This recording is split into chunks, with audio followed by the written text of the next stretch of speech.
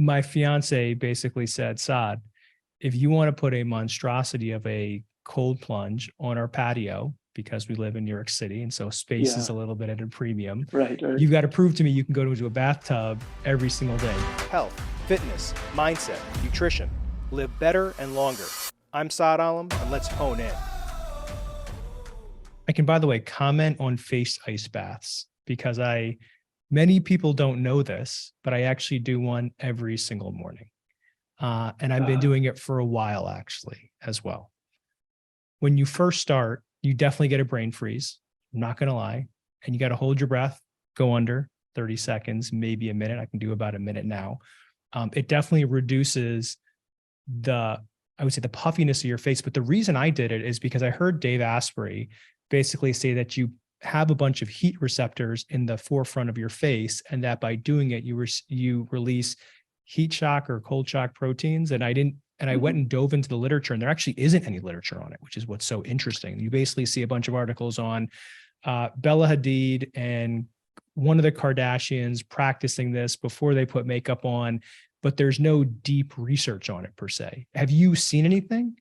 Yeah, there's a researcher out of Denmark who's done a lot of cryotherapy, cryogenic, sort of looking at the thermogenesis effect, and there's a few other pieces of research. I still have to find the research that, and maybe there isn't, maybe this is just anecdotal evidence and the Kardashians mentioning it or people mentioning it, that, oh yes, it's the same effect, because they don't want to get their whole bodies into an ice bath.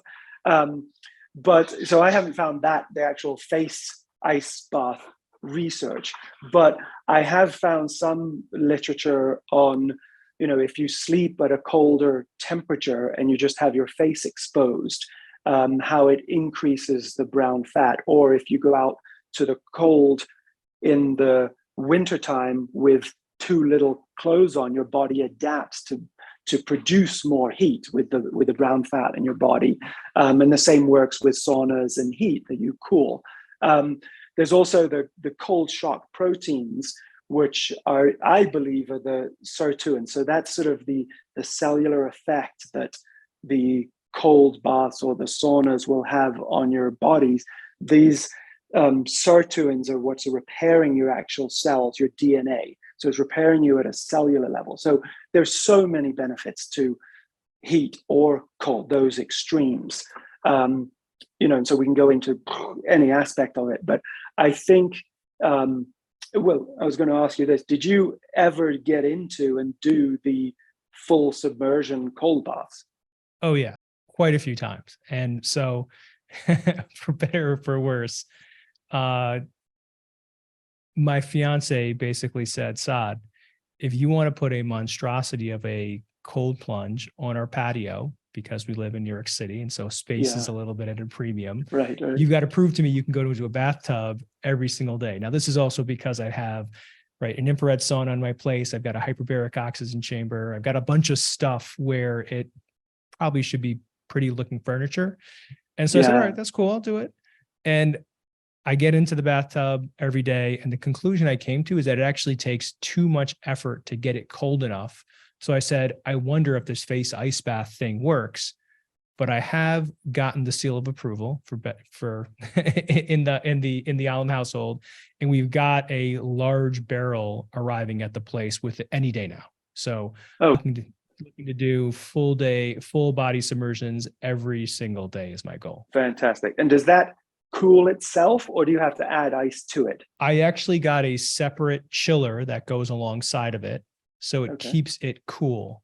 Now the big question is, I'm on a patio up in the air that is theoretically a wind tunnel in the winter. And the biggest question I have for myself is, will I have the mental fortitude to get up at 5 a.m. every day and jump in that before I go to the gym? Because we know it's better to do it before you go to the gym.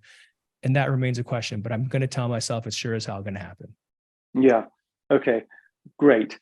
And I think one of the benefits that we haven't mentioned yet was the actual stress reduction. And so when you first jump into, and you're getting used to jumping into freezing cold water, your body has that fight or flight response. So you set off the sort of the sympathetic nervous system. And as you mentally overcome that and you tell yourself, hey, we're in danger. Yes, we could get frostbite, we could get hypothermia, but you're overriding those fears and those thoughts, and you're settling those fight or flight hormones, the cortisol, being released.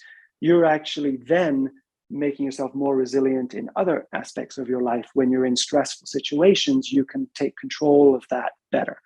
So the best possible circumstances for you to train yourself in the dead of winter at 5 a.m. to jump into that cold. I'm going to literally hear you in my head when my snooze button goes off.